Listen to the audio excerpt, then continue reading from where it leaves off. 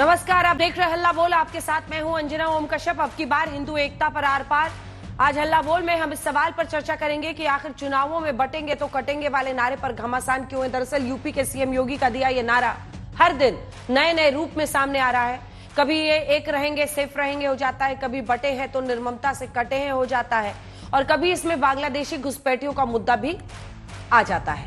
झारखंड चुनाव में भी इस नारे को खूब तुल दिया जा रहा है। चर्चा की शुरुआत इस रिपोर्ट के साथ।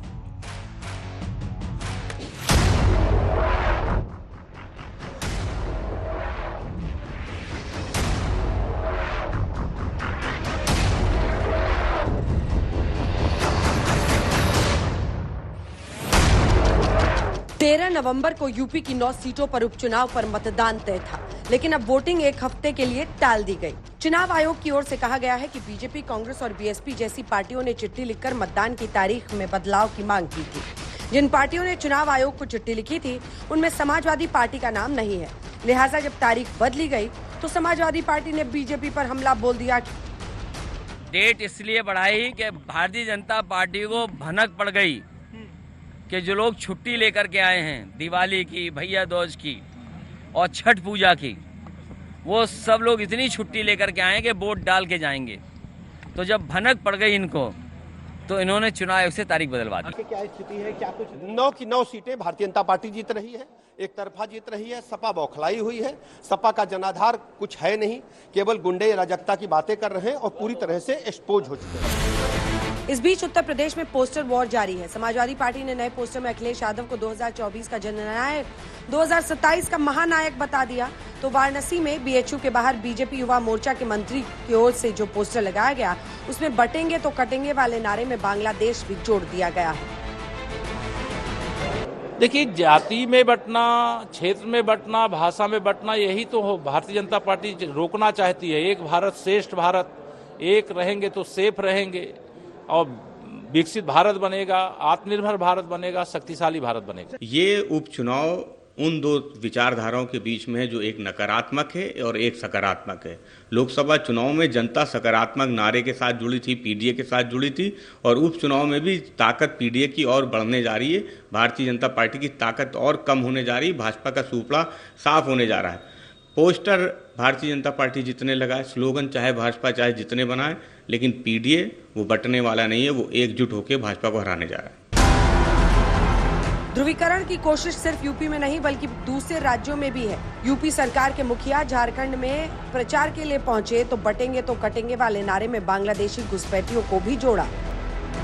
ताकत का एहसास कराइए और ताकत का एहसास कराएंगे जो ये पत्थरबाज है, सड़कों पे आपके लिए झाड़ू लगा करके रास्ता साफ करते हुए दिखाई देंगे। और जिस प्रकार की घुसपैठ ये लोग करवा रहे हैं बांग्लादेशी घुसपैठियों का, जिस प्रकार की घुसपैठ इन लोगों ने रोहिंग्या का झारखंड के अंदर कराना प्रारंभ किया है, अगर डेमोग्राफी चेंज इसी प्रकार की होगी, आज ये लोग यात्रा रोक रहे हैं। बहनों और भाइयों, आने वाले समय में घरों के अंदर घंटी और शंख भी नहीं बजाने देंगे। बटेंगे तो कटेंगे, किसको बोला? बांटने वाले ही तुम हो और काटने वाले भी तुम हो, और दूसरों को बोल रहे बटेंगे तो कटेंगे। हुकूमत तुम्हारे पास, पैसा तुम्हारे पास, बुद्धि तुम्हारे पास, गरीबों को क्या दिया? झारखंड में बीजेपी शायद आदिवासी वोट बैंक की काट हिंदू एकता में देख रही है, इसीलिए बांग्लादेशी घुसपैठियों का मुद्दा जोर शोर से उठाया जा रहा है। झारखंड की डेमोग्राफी, यहाँ की पहचान को बदलने की साजिश हो रही है। इसलिए जेएमएम, कांग्रेस, आरजेडी घुसपैठियों का समर्थक गठबंधन का ठप्पा बन गया है, क्योंकि घुसपैठिए इनका सबसे बड़ा वोट बैंक बन गए हैं। जेएमएम और कांग्रेस मिलकर इन घुसपैठियों के फर्जी कागज बनवा रहे हैं। प्रधानमंत्री नरेंद्र मोदी से लेकर केंद्रीय गृह मंत्री अमित शाह और अन्य मंत्री लगातार बांग्लादेशी घुसपैठियों के मुद्दे पर विपक्ष को घेर रहे हैं। हजारों लाखों की संख्या में झारखंड की बेटियां दूसरी शादी तीसरी शादी कर कर एक घुसपैठिए उनके अधिकारों का हनन कर रहे हैं और आप वोट बैंक की लालच में चुप बैठो। हेमंत सोरेन आप बचा नहीं पाओगे।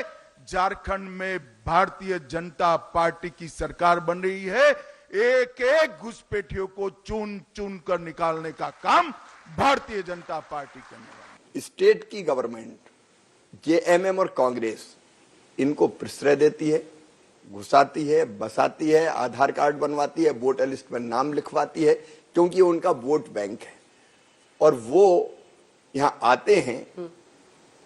कई ऐसी घटनाएं हैं, रूबिका पहाड़िया, अंकिता बेटियों से शादी करते हैं और शादी के बाद उनके नाम पर जमीनें खरीदी जाती है। न केवल जमीनें खरीदी जाती बल्कि उनको चुनाव भी लड़वाए जाते। मैं घुसपैठियों की बात कर रहा हूं, भारत के नागरिकों की बात नहीं कर रहा। ये जो सच्चाई है कि सरकार के प्रश्रय के कारण वो आते हैं, बसते हैं, कब्जा करते हैं, केवल इनके वोट बैंक है, इसलिए संरक्षण। जो ट्राइबल पॉपुलेशन संथाल परगना में थी तो सेंसस के आंकड़े 44% थी, अब रह गई 28%। बाहर से आके लोग बस गए, ये खतरा है। बात बांग्लादेशी घुसपैठियों की हो या फिर बटेंगे तो कटेंगे की, इशारा ध्रुवीकरण का ही है। देखने वाली बात होगी बीजेपी कितना कामयाब होती है और विपक्ष बीजेपी की कोशिशों पर पानी फेरने में कितना कामयाब होता है। आज तक ब्यूरो। प्रेम शुक्ला राष्ट्रीय प्रवक्ता बीजेपी के जुड़ गए, अखिलेश प्रताप सिंह प्रवक्ता कांग्रेस पार्टी के, आशुतोष वर्मा प्रवक्ता समाजवादी पार्टी के, शोएब जमई नेता एआईएमआईएम के, मलुक नागर महासचिव आरएलडी के, आशुतोष राजनीतिक विश्लेषक के तौर पर हमारे साथ जुड़ रहे हैं। लेकिन सबसे पहले आपको तस्वीरें जरा दिखा देते हैं, क्योंकि वहां झारखंड मुक्ति मोर्चा और कांग्रेस पार्टी की तरफ से भी अपना मैनिफेस्टो जारी किया जा रहा है। आपको याद होगा रविवार के दिन संकल्प पत्र जारी किया था एनडीए ने वहां पर, क्योंकि इस बार जो पार्टियां चुनावी मैदान में बीजेपी के साथ है उसमें आजसू को 10 सीटें दी गई हैं, जेडीयू भी चुनावी मैदान में, एलजेपीआर को भी एक टिकट दिया गया है। इधर महिलाओं को हर महीने 2500 की सम्मान राशि, अभी तक मैया योजना में बीते कुछ महीने से 1000 रुपया लड़कियों को दिया जा रहा था, लेकिन अब चूंकि बीजेपी ने अपने मैनिफेस्टो में डाल दिया है 2100 गोगो योजना लड़कियों को देंगे, तो अब यहां पर 2500 का आंकड़ा गया है। 10 लाख नौकरी रोजगार उपलब्ध कराने का वादा है। झारखंड में इंडिया गठबंधन ने अपना घोषणा पत्र जारी कर दिया है।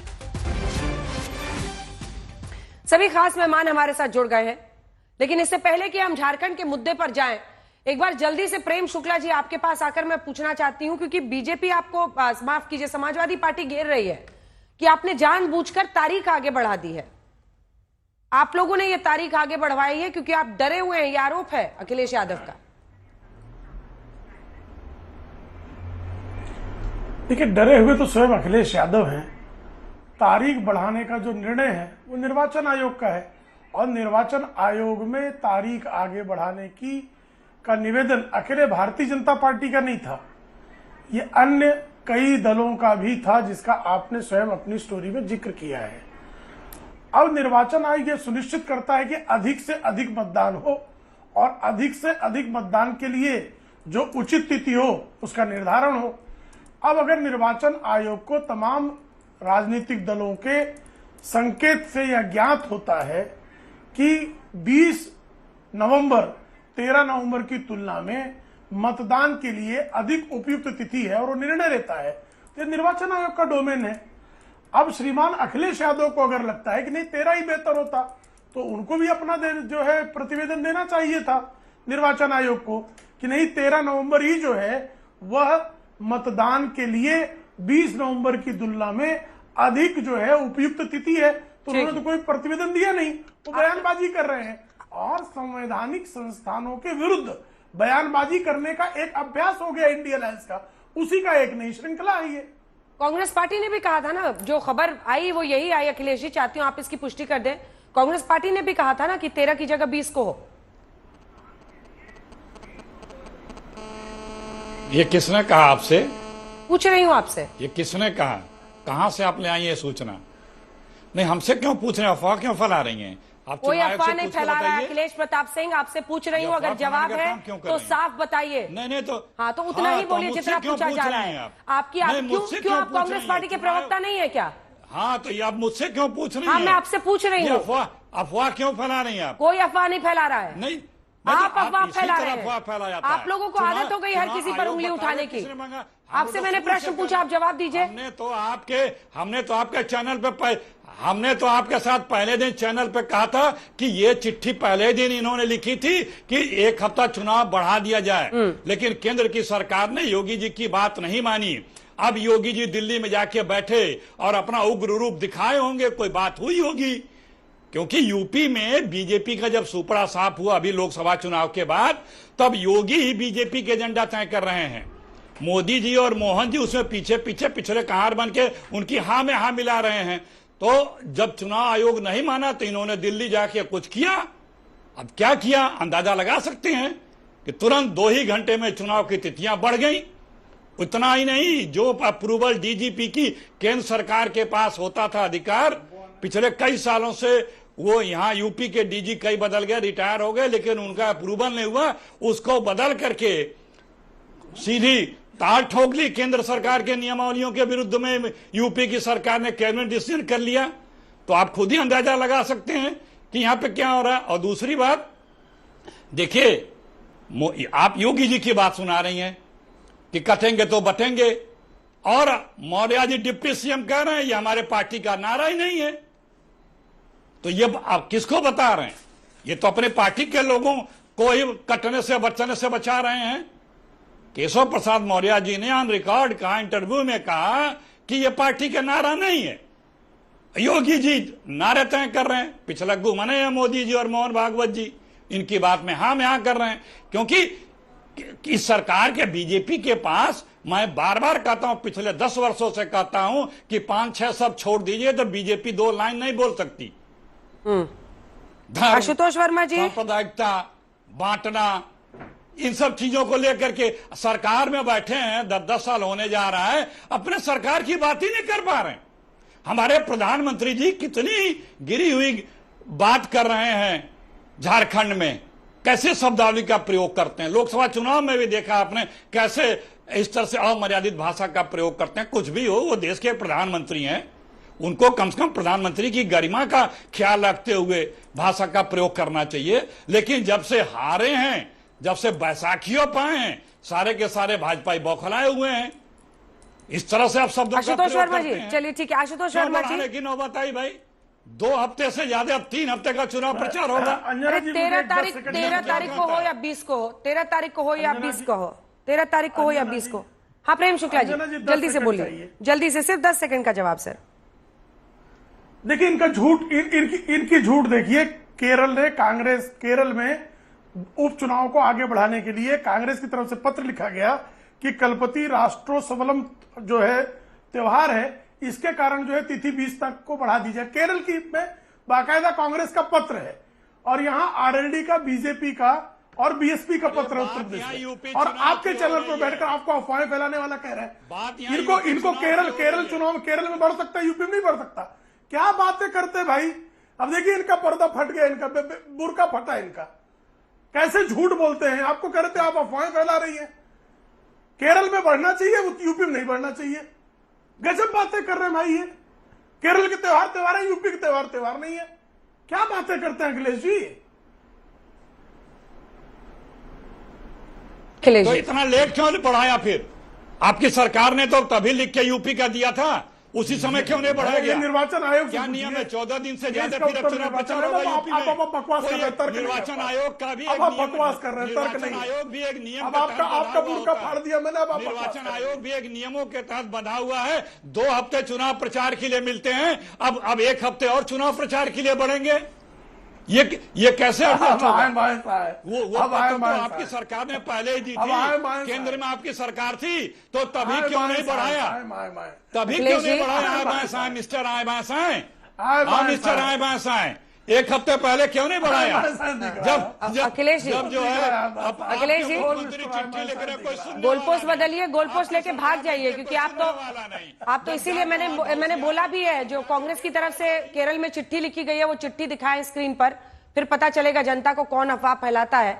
सवाल यह है कि देखिए, आपसे पूछा गया था, जवाब वही देना चाहिए। हर एजेंसी पर, देश में हर संस्था पर उंगली उठाकर आप लोग पाक साफ नहीं होंगे, जनता भी आपको आंक रही है। आशुतोष जी, 13 को हो या 20 को हो सर, अगर जनता आपके साथ है तो 20 को भी वोट करके आप लोग जीत सकते हैं। डेट शिफ्ट करने से क्या होगा? और कार्तिक पूर्णिमा कई जगहों पर, आपको भी पता होगा, यूपी के ही आप हैं, कई जगहों पर बहुत बड़े बड़े आयोजन होते हैं। जी अंजना जी, धन्यवाद। देखिए, पहले तो बात यह है कि जितना टालेंगे उतना और हारेंगे, और ये यूपी की जनता ये अब बोलने लगी है। अंजना जी, आपने बिल्कुल सही बोला, कार्तिक पूर्णिमा है, गंगा स्नान है, छठ है, सब कुछ है, लेकिन ये जब इलेक्शन कमीशन ने अनाउंसमेंट किया उस दिन थोड़ी हो गए। ये तो पिछले साल भी उनको पता था कि इस दिन कार्तिक पूर्णिमा पड़ेगा। देखिए, असल में कहानी कुछ और है, राजनीतिक, और बताया कुछ और जा रहा है। जिस प्रकार से कागज लेके मुख्यमंत्री योगी आदित्यनाथ बैठे थे दिल्ली में, आपको पता है क्यों दौड़े थे? जहां तक हम लोगों को खबर लगी है कि योगी आदित्यनाथ जी के महाराष्ट्र और छत्तीसगढ़ में बड़े बड़े जो है उन्होंने दिन जो है उनके बढ़ा दिए हैं वहां पे जो प्रचार करने के लिए। अब योगी आदित्यनाथ छटपटा रहे हैं कि हम यहाँ पे वैसे ही फंसे हुए हैं, ऊपर से आप हमको उत्तर प्रदेश में रहने नहीं दे रहे हैं, तो आनन फानन में किसी तरीके से उसको बढ़ाओ और नाम दो, कार्तिक पूर्णिमा का नाम दे दो, चाहे छठ का नाम दे दो, क्योंकि चुनाव आयोग को तो ये पहले ही पता था ना कार्तिक पूर्णिमा फला दिन पड़ने वाली है।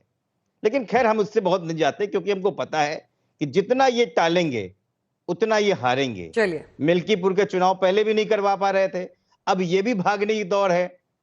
उत्तर प्रदेश की जनता ने पहले भी मन बना रखा है कि जिस प्रकार से पिछले 7 सालों से इस देश में और इस प्रदेश में पीडीए के साथ खिलवाड़ करते चले आ रहे हैं, वो जनता अब जान गई है और वो एकजुट हो गई। और वो एकजुट की वानगी आपने 2024 के लोकसभा चुनाव में देखी है। कुछ भी नहीं बदला है उत्तर प्रदेश में, सिर्फ भारतीय जनता पार्टी उत्तर प्रदेश के अंदर भगदड़ मची है, और ये बिल्कुल फैक्ट है। उप मुख्यमंत्री की जो है, उन्होंने साफ बोला कि ये अटेंगे कटेंगे हमारा नारा वारा नहीं है। इसका मतलब अंदर ही सारे इंजन लड़खड़ा रहे हैं। तो इसलिए हमें कोई घबराने की जरूरत नहीं है। उत्तर प्रदेश की जनता और समाजवादी पार्टी तैयार है अगला जीत का बिगुल बगाने के लिए। जिनको उस पर टालना है वो और टालते रहें, कोई फर्क नहीं पड़ने वाला। अब हम चाहते हैं कि अखिलेश प्रताप सिंह को जरा ये बताया जाए कि अफवाह कौन फैलाता है, कौन जानबूझकर झूठी बातों से मीडिया पर हमला करता है, और जानबूझकर ये जो ट्रोलिंग की बीमारी आप लोगों को लगी है ना, चाहती हूं ये पन्ना आप पढ़िए, दिखाइए इनको, आवाज इनकी नीचे कीजिए, पहले चिट्ठी दिखाइए इनको।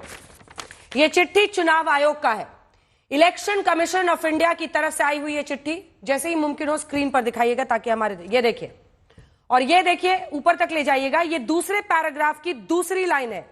Subsequently, representations have been received in the commission from various recognized national and state political parties, including BJP, Congress, BSP, and RLD, and some social organizations for change of date in assembly polls. और इसीलिए मैंने अखिलेश प्रताप सिंह आपसे सवाल पूछा था कि क्या आप लोगों ने भी, क्योंकि इसमें स्टेट स्पेसिफाइड नहीं है, क्या आप लोगों ने भी चिट्ठी लिखी थी? यूपी के बारे में जब हम बिल्कुल यूपी के बारे में पूछा, क्योंकि इसमें स्पेसिफाइड नहीं है।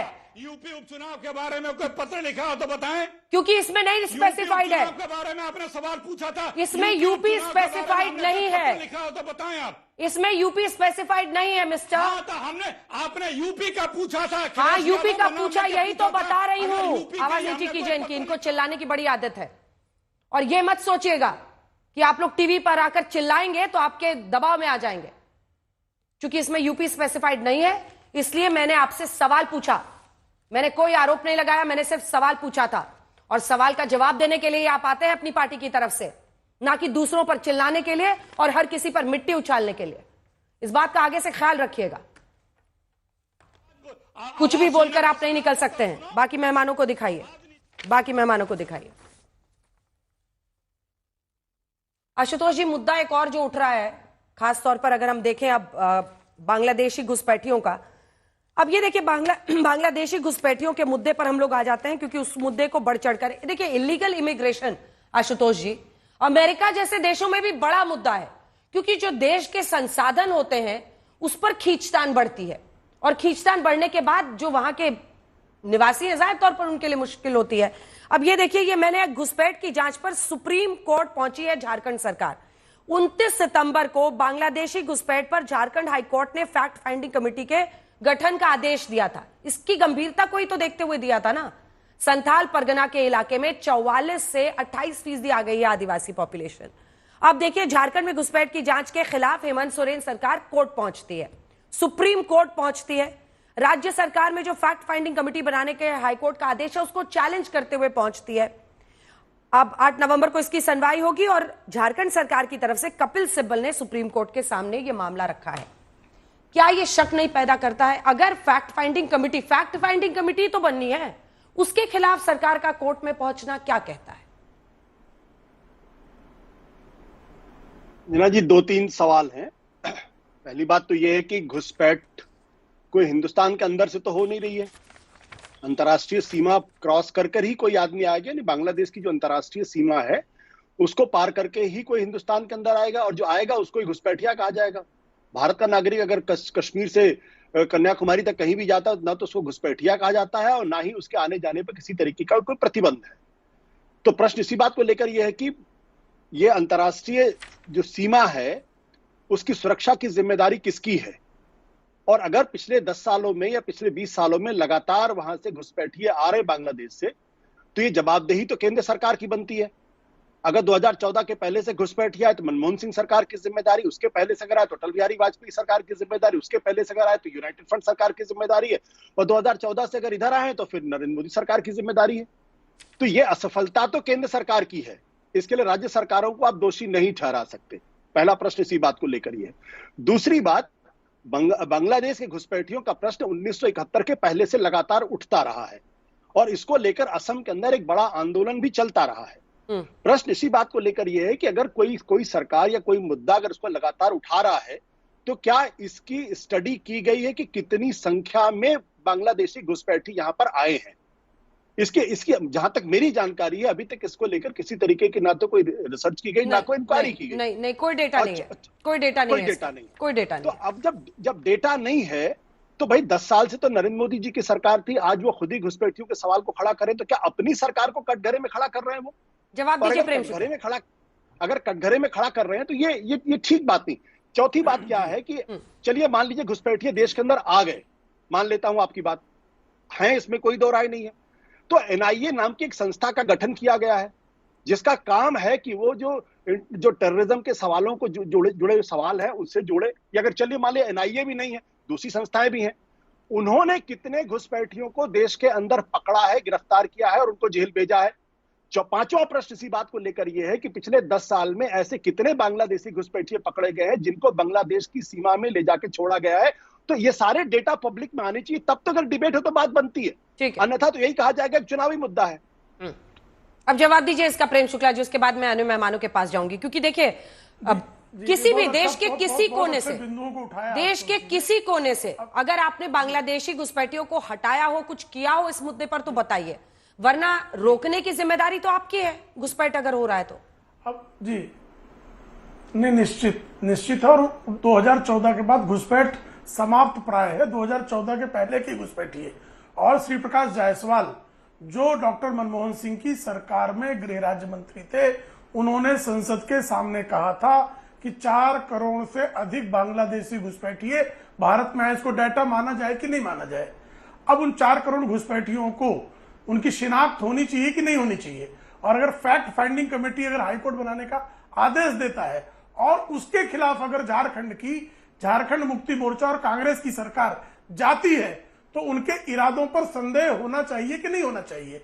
और बांग्लादेश के घुसपैठियों को लेकर बंगाल में ममता बनर्जी बारंबार जो 2005 तक कहती थी कि बांग्लादेशी घुसपैठ समाप्त होना चाहिए, और संसद में इसको लेकर उन्होंने बहिर्गमन तक किया था, आज वो कहती हैं कि बांग्लादेशी घुसपैठियों को कोई निकाल नहीं सकता है।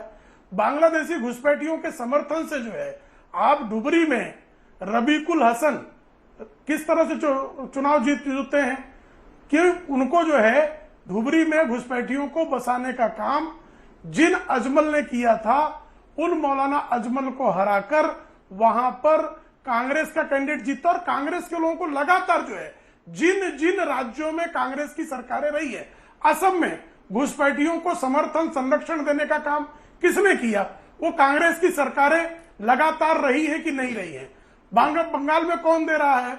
महाराष्ट्र से घुसपैठियों को निकालने का अभियान चला, बाकायदा कांग्रेस और सीपीएम ने उसका विरोध किया था कि नहीं किया था? ये कृपा करके मुझे बताइए कि घुसपैठियों की शिनाख्त होनी चाहिए, इस पर जैसी एनआरसी की बात होती है तो सबसे अधिक कौन चिल्लाता है? सीएए। एक भी भारतीय नागरिक को जो है किसी की नागरिकता नहीं गई, सिर्फ हम जो बांग्लादेश और पाकिस्तान अफगानिस्तान में जो उत्पीड़ित हिंदू थे उनको हम नागरिकता देने की बात कर रहे थे। तो आशुतोष जी की पूरी टीम जो है वो लगी थी सीए पर दुष्प्रचार करने।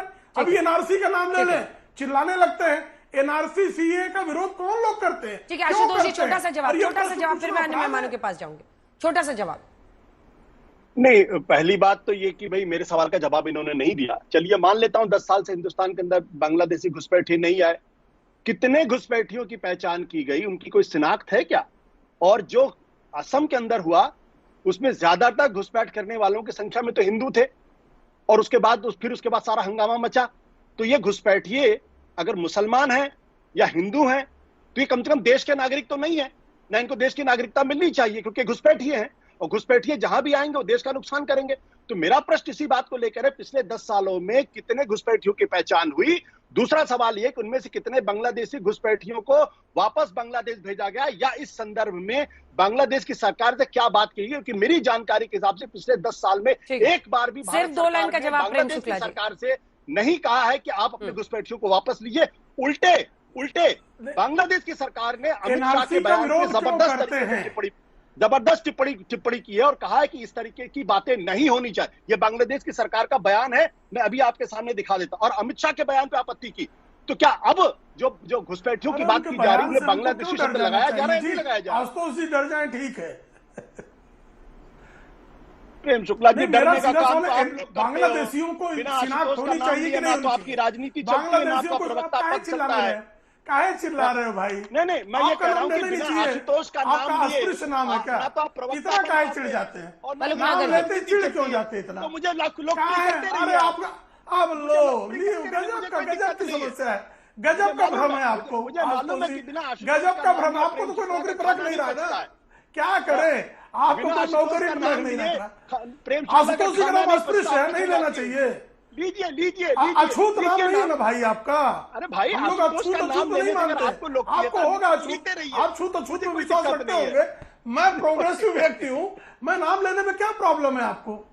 नाम लेते ही आप इतनी चिड़ क्यों जाते? चलिए पहुंचिए डिबेट में वापस सभी मेहमानों को दिखाई। मलुक नागर साहब जल्दी से आपके पास आते हो। मलुक नागर साहब रोको ना, हमें बुलवाओ प्लीज। हाँ बुलवा, सबको रुकवा दिया। बोलिए। मैं चाहती हूँ कि तारीख के परिवर्तन पर आप भी बोले, क्योंकि चुनाव आयोग की इस चिट्ठी में बीजेपी, कांग्रेस, बीएसपी, आरएलडी सबका नाम है, आपका भी नाम है इसमें, जो डेट शिफ्ट किया गया है। पहले केरल की एक सीट, पंजाब की, फिर उत्तर प्रदेश की भी 14 सीटें। चिट्ठी बार बार दिखाते रहिए, जो लोग अनाप शनाप आरोप लगाते हैं वो लोग चिट्ठी देखते रहे चेहरे पे। हाँ बोलिए मलुक जी। अंजना जी देखिए, अगर चुनाव आयोग ने निर्णय लेती दफे अगर कहीं पे कोई गलती से या ध्यान नहीं गया और 7-8 त्योहार एक साथ आ गए और उन त्योहारों के लिए कांग्रेस केरल से डिमांड करती है और दूसरी सभी पार्टियां पूरे देश से डिमांड करती हैं कि त्योहारों के दिन लोगों को दिक्कत ना हो, या त्योहारों के दिन वोट ठीक पूरा उतना लोग जाएंगे डालने में तो कमी आएगी। और पूरे देश में जब देखेंगे कि भाई कमी क्यों आ रही है, और पूरे विश्व में लोग देखेंगे कि इंडिया में वोट परसेंटेज कम हो रही है, और अगर लोगों को ध्यान में रखते हुए, देश की साख को ध्यान में रखते हुए, और चुनाव आयोग लोग सारी पार्टियों को ध्यान में रखते हुए अगर तारीख आगे बढ़ाते हैं। मलुक नागर जी लिस्ट नहीं है क्या छुट्टियों की? ये हमने पिछली बार भी देखा, अब लगातार होता है, एक तारीख आती है फिर डेट को बदलते हैं। अरे एक त्योहारों की लिस्ट तो इकट्ठा कर ले चुनाव आयोग। अंजना जी प्लीज मुझे बात करने दो प्लीज। अच्छा, अखिलेश जी कहते हैं कि तारीख जो है 1 हफ्ता और बढ़ा दी, फिर दिक्कत हो जाएगी। और ये योगी जी ने जाके बढ़वा दी, ये चुनाव जीतना चाहते हैं तो अखिलेश जी के अनुसार एक हफ्ते डेट आगे बढ़ती है तो ये चुनाव हार जाएंगे। और जो हमारे आशुतोष जी समाजवादी के प्रवक्ता हैं वो कह रहे हैं कि अगर और भी आगे बढ़ाएं तो अभी हमें कोई दिक्कत नहीं है। तो सो कॉल्ड इंडिया गठबंधन की सबसे बड़ी पार्टी कांग्रेस और सबसे बड़ी दूसरे नंबर की पार्टी समाजवादी अगर आपस में दोनों कॉन्ट्राडिक्टरी कर रही है तो क्या कर रही है। दूसरा, अंजना जी, 17वीं लोकसभा का 864 मुद्दे उठाने के बाद एमपी आपके साथ है। मैं एक बात कह रहा हूं, जब देश की सीमा चारों तरफ इतनी बड़ी है और अगर कहीं से भी कोई रात का फायदा उठा के या कहीं से कोई घुस जाए और उसके लिए 2023 में भारत सरकार अमेंडमेंट बिल लेके आती है और बीएसएफ और वहां की लोकल पुलिस को बाउंड्री के नजदीक तक आधा किलोमीटर तक जाने की इजाजत अमेंडमेंट लेके आती है तो वहां कांग्रेस विरोध करती है, दूसरी पार्टियां विरोध करती हैं। और यहां आशुतोष जी हमारे जो विश्लेषक हैं ये हिसाब किताब मांगते हैं। अरे वहां विरोध कर रहे हो तो एडमिट करो ना कि तुम घुसपैठ को तुम बढ़ावा दे रहे हो, घुसपैठ तुम कराना चाहते हो, ये एडमिट करो। फिर जहां तक बात है जवाब देने का जो इन्होंने प्रश्न करे, एक मिनट बस, जहां तक बात है नहीं सर, दो तीन जहां तक बात है अंदर जी एक लाइन बस, जहां तक बात है कि 10 साल का हिसाब मांगने का, क्या 60 साल में कितना घुसपैठ कांग्रेस ने कराया?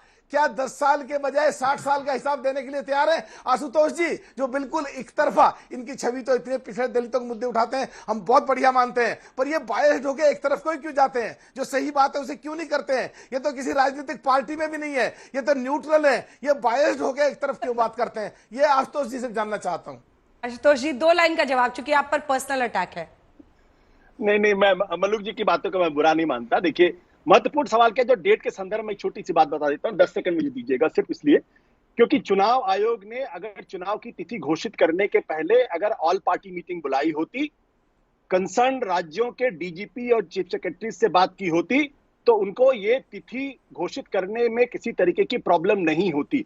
सेम प्रॉब्लम हरियाणा के चुनाव में भी हुई, आपको 5 दिन और डेट बढ़ाना पड़ा और यहां भी बढ़ा। इसका मतलब यह कि इलेक्शन कमीशन राजीव कुमार जी के जो अंतर्गत है वो अपना होमवर्क नहीं कर रहा है, ये कहने के लिए मैं मजबूर। मलूक जी सिर्फ एक लाइन का जवाब, ऐसे आप दोनों के बीच में नहीं चलता रहेगा फुटबॉल।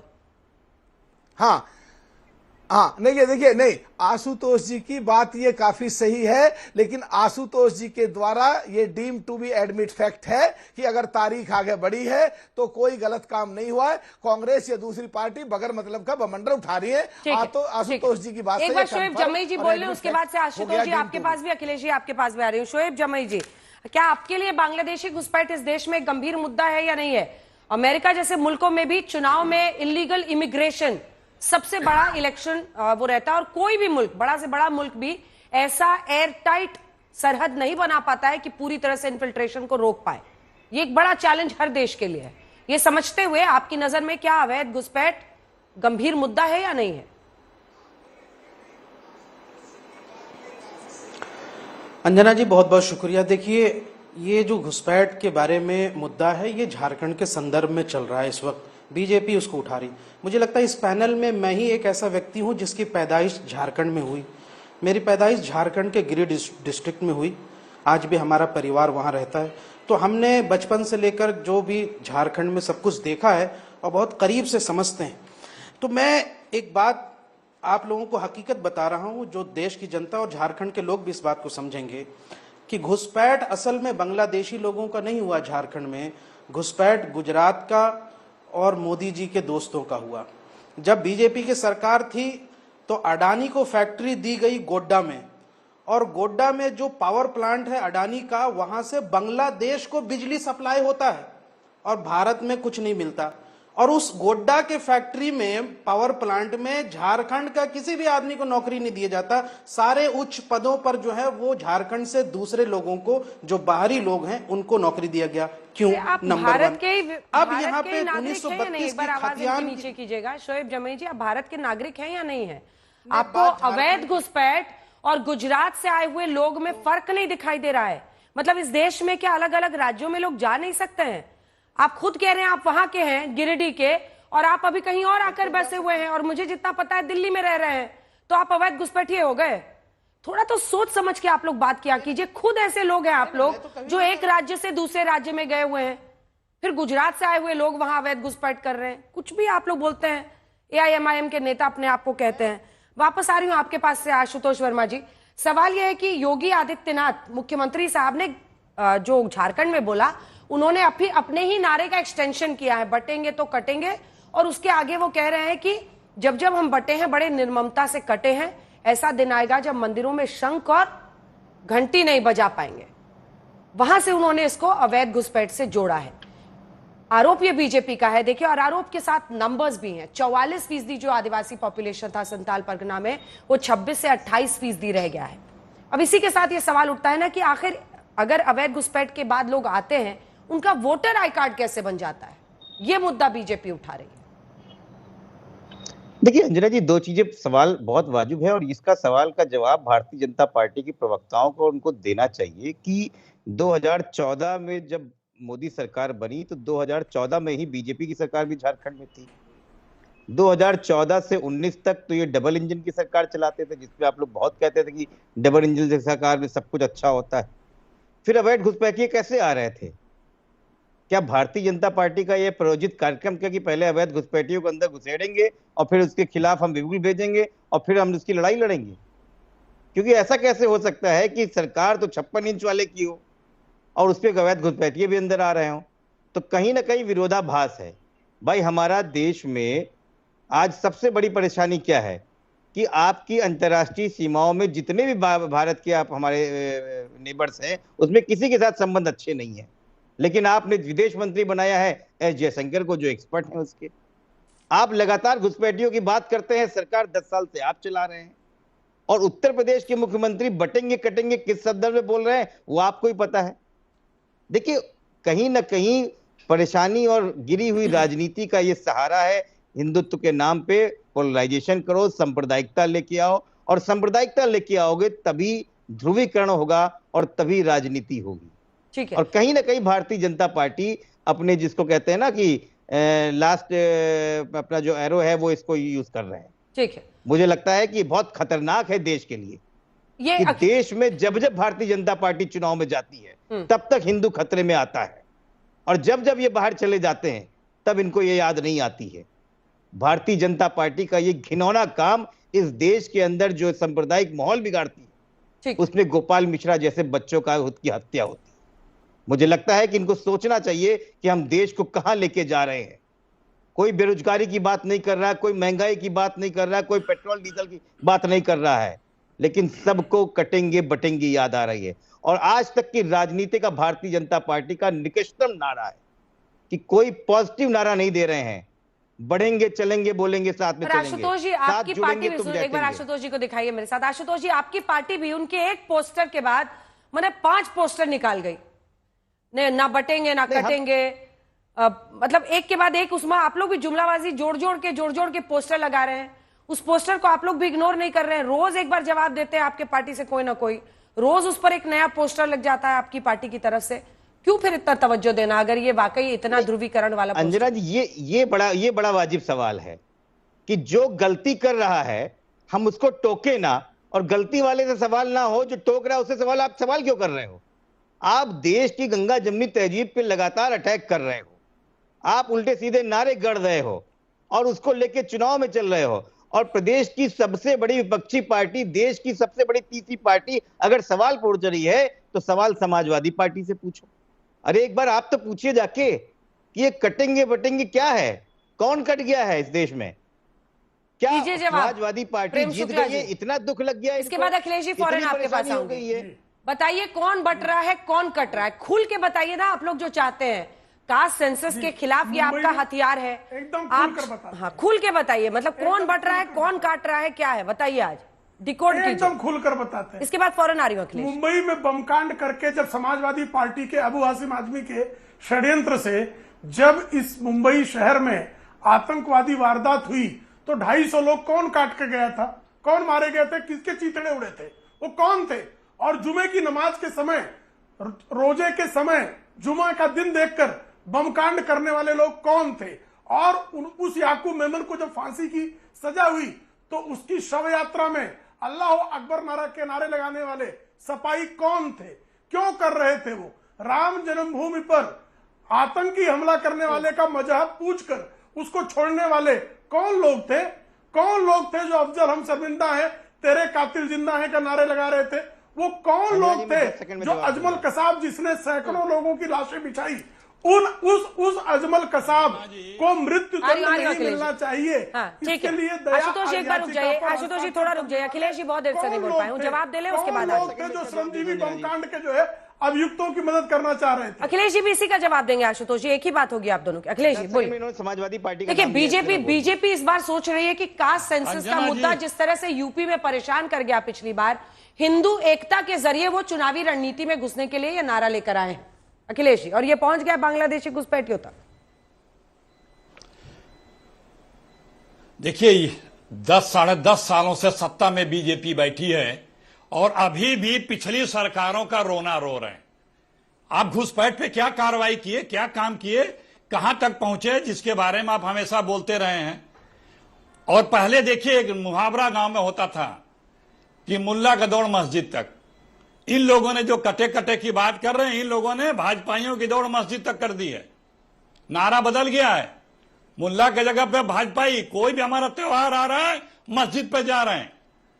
अयोध्या में एक पूजा स्थल पे आपत्तिजनक पुस्तकें और मांस फेंकने वाले पकड़े गए। वो कौन लोग थे? वो कौन से कपड़े पहने थे? टीवी से जब पकड़े गए तो कौन लोग थे? इसी तरह बिहार से लेके बंगाल से लेके यूपी में दर्जनों जगह इस तरह से भेष बदल करके आपत्तिजनक हरकत करने वाले जो लोग पकड़े गए वो कौन लोग थे? ये शुक्ला जी गिना रहे थे ना, मैं भी गिना रहा हूं। पूरी सूची है कि ये कौन लोग हैं जो अपना कपड़े बदल के अब अपनी पहचान बदल करके और इस तरह की हरकत करके समाज में उत्तेजना और समाज को जो है आपस में लड़ाने का काम करते हैं। पकड़े जाने पे पोल खुलती है। ये कौन लोग हैं? जाना किधर से है, जाएंगे कहां से? आपत्तिजनक नारे लगाना, अपशब्द बोलना, हिंसक बातें करना, कट्टरता की बातें करना, ये कब से शुरू हुआ? ये कौन लोग हैं? तो लोग पहचान चुके हैं जना जी, सब लोग इनको जान चुके हैं और इसीलिए ये समाज को बांटने का अपना अंतिम हथियार चलाने का प्रयास करते हैं। लेकिन ये भूल रहे हैं कि लोग अब इनको समझ चुके हैं। ठीक है, टाइम एकदम खत्म हो रहा है, टाइम खत्म हो रहा है। जल्दी से सिर्फ एक लाइन में बांटने की आशुतोष वर्मा जी सिर्फ एक लाइन में जो आप कहना चाह रहे थे, 1 लाइन बस। नहीं, जो आतंकवादी और जो जिस तरीके से इनकी विचारधाराएं हैं वो लोग हमको समझा रहे हैं कि वो कैसे बात करते हैं, एकता की बात करते हैं। नाथूराम गोडसे के लोग, असीमानंद के साथ रहने वाले, प्रज्ञा ठाकुर के रहने वाले। सिर्फ 2 लाइन में जवाब, सिर्फ 2 लाइन में जवाब बताइए तो। या मेरा सीधा सवाल, याकूब मेमन का समर्थन सपाई क्यों करते हैं? अफजल गुर के समर्थन में नारे क्यों लगाते हैं? अजमल कसाब के समर्थन में क्यों खड़े हो जाते हैं? आतंकवादियों के साथ इनका क्या नाता है? और ये लगातार हिंदू द्रोह पर क्यों आमादा है? ये क्यों जो है गोंडा में जो है जो गोली चलाता है उसके समर्थन में क्यों खड़े हो जाते हैं? चलिए इसी के साथ हल्ला बोल में आज के लिए इतना ही। बहस जारी रहेगी। मुझे लगता है ऐसे विषय रोज आते ही रहेंगे चुनाव तक। देश दुनिया की बाकी खबरों के लिए आप देखते रहिए।